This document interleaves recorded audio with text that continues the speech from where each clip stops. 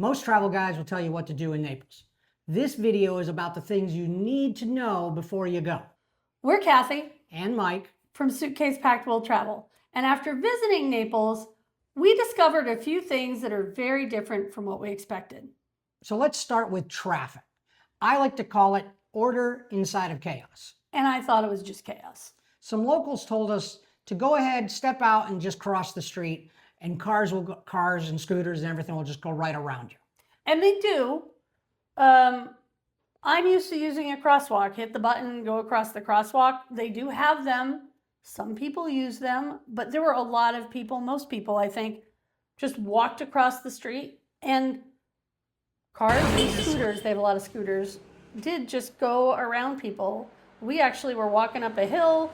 There was a car that came by me on the right. It was an alley. It wasn't even really a street, so it was really narrow. So this car comes around me on the right, and a scooter comes around me on the left, and I was sandwiched in between those two vehicles for a hot second. That was not a comfortable feeling, but it happened. Yeah, it happens more than you think. Yeah. The next thing is the metro system. And if you spend any time watching our channel, you know that we really like to use public transportation when we travel. And Naples has a really easy system to navigate. It was very easy, and it's really beautiful. There is a ton of public art in the metros. So even if you're not usually a metro person, I would recommend taking it in Naples, especially if you're used to like the New York subway or something like that, where it's kind of dirty and grimy and not that fun to look at all the time. Naples is very refreshing. I really enjoyed all the different art that we saw. And it's clean too. Yes, and it was really very clean. Very clean. There are 3 different apps you can use to navigate the metro system, but don't waste your time. I mean, the maps that they have in the subways and all the signage and everything, you will not get lost if you just follow the signs. And you can just use Google to get directions. We didn't even download the apps. I would just go to Google. It was super accurate. Gives you the times, everything. Yeah. You can buy paper tickets at kiosks throughout each of the metro stations. But you can also use your phone or your credit card and do tap and go right at the turnstiles going in. Which is what we really recommend. It is easiest, fastest. The thing you want to remember though is when you tap in to go, when you get off at your next stop or wherever you're getting off and you leave, you want to tap out so that it registers your ride. Okay, so the next thing on our list is that there are a lot of hills and steps. I don't think I was adequately prepared for all those hills and steps. Wear comfortable shoes, recognize that there's cobblestone on almost all of the street, so you're walking on uneven surfaces. So if it's the one takeaway you get, okay, well maybe the last one is the one takeaway you should get, but this would be my second at any rate, is wear comfortable shoes. Now, when it comes to pizza, and everybody you talk to is going to have a different opinion on what they consider the best pizza place is in Naples, and there are a lot of them. Now, here's my personal recommendation and what we did. I actually, when it was about lunchtime, I went to a random stranger who was there on the sidewalk, and we literally just asked a local, if you where would you go to lunch around here? Do you like pizza? Yeah. Okay, pizza, crocchè, arancini, quello che vuole. Nowhere go? Yeah, straight down, he said. Yes, Gracias. And everybody was so sweet and pointed us in the direction. I don't think we had a bad meal while we were there doing that. So Nope. I recommend that you just go up to a local and ask them where to get your next meal, and you probably won't get steered too wrong. So if you're going to take a trip to Pompeii while you're there, it's going to take you longer than you planned. We were there 5 hours and didn't see the whole thing. Now, we did have lunch, and we were taking lots of photos. So I would say 4 to 5 hours is probably okay. depending on how much you read and how much you meander through the streets, you can hit the highlights certainly in 4 to 5 hours. And one of the things you can consider doing is getting a guide to take you through. Those guys move fast, so you don't have a lot of time to linger and take pictures, but they did get you to all the highlights. And then you could go back in and kind of meander around. That's a strategy you could use if you want to make sure you hit all the important stuff and then go back around and explore yourself. That's an option. And I might do that again if I were sort of to recreate this trip. We opted to just use the information guide that they provide you and the map that you get for free with your ticket. But if I were to do it again, I think I probably would have hired a guide for at least a couple of hours to do that quick tour and then go back and see some other stuff that interested us.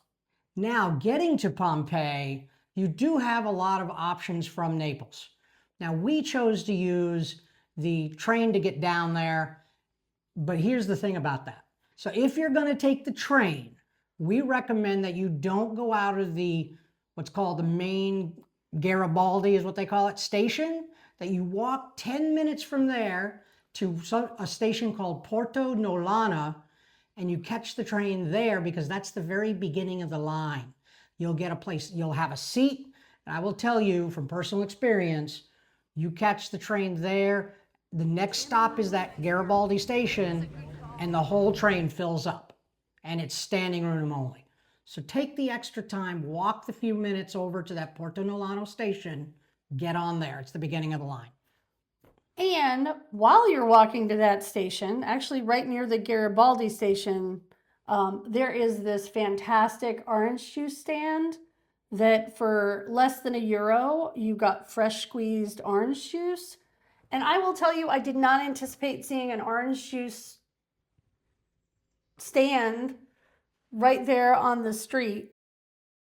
And we found those fresh squeezed orange juice in a lot of different places. Grocery store, right there, that stand, down in the metro station, a couple of metro stations they were, and a few other places along the way. It was a surprise. It was surprising. All right. And the next tip is to make sure that when you go in to a bar to get coffee, because that's what they call their cafes there, when you go get coffee is a bar. We recommend that you just stand at the bar like locals do, order your coffee, drink it, and head out. If you choose to sit at a table, you're going to get charged a coperto, which is basically a table charge. And you're going to see the coperto both in restaurants and in bars. And the thing is, if you get charged a coperto, it's probably going to be more per person than your actual coffee was, because I found the coffee to be really inexpensive compared to the US. So our recommendation is just stand at the bar, drink your coffee, act like a local, and head out and see more of the city. And the other thing is that the table charge or coperto is different than a service charge on your bill. You'll see service charges on your bill at a restaurant or something when you're sitting down and eating. You'll probably see them both, but they're different. Yeah. Okay, and now we have come to the last one that I did not know before I got there. And honestly, maybe the most unhappy, and that is that you'll hardly ever find an actual toilet seat. If you're in a public place like a train station or restaurants, pretty much everywhere, like the hotels typically had the toilet seats, but for all the other sort of public spaces, a lot of them did not have toilet seats. So you had to, for us ladies, we had to squat. There was no sitting. Now, it's my understanding that they find it more sanitary there, but honestly, I did not love that. The other thing is, not always will there be toilet paper. So make sure you pack in your bags, your backpacks, whatever you're carrying for the day. Make sure you carry something extra. Like I usually carry Kleenex or tissue, and then I carry Stallmate wipes.